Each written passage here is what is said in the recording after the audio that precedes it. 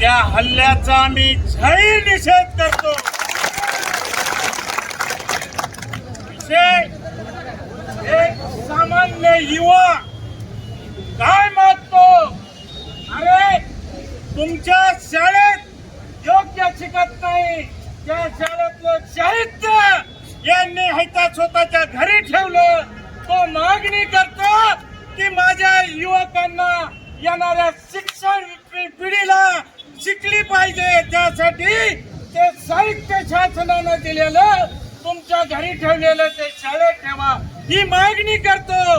हे रोड परळला जाणारा रोड मला सांगा 25 वर्ष झाला नाही.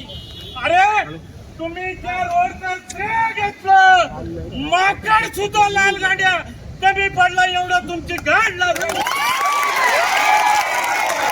अरे मदत स्वतः आता किती तडे गेले त्या रोडला ते दिसत नाही.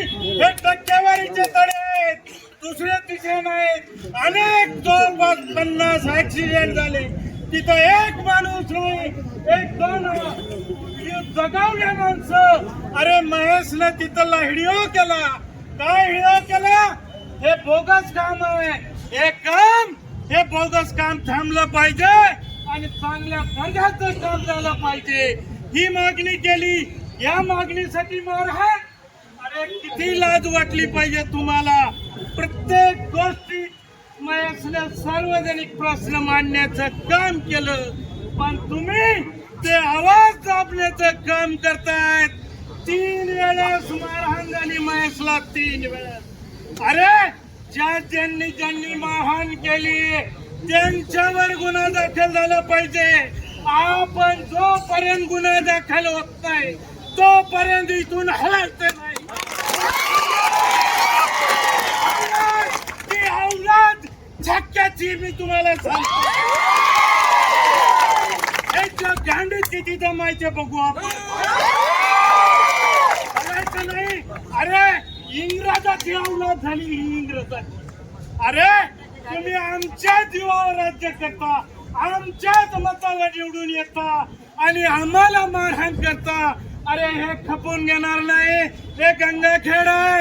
अरे तुमचं स्वागत केलं पण तुमची गुंडगिरीचं स्वागत आम्ही करणार नाही.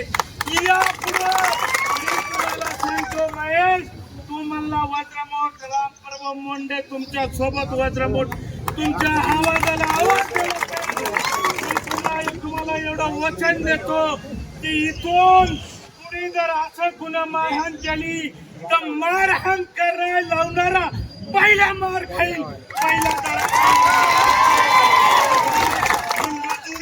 ही गंगाखेडच्या भूमीत आम्ही सहन करणार नाही. अरे कोणी म्हणतंय की ह्याच्यात राजकारण, अरे भाड खाऊचो कशाचं राजकारण रे. एका सहन करायचं काय हे? अरे उत्तर द्यायचं म्हणजे हलायचंच नाही.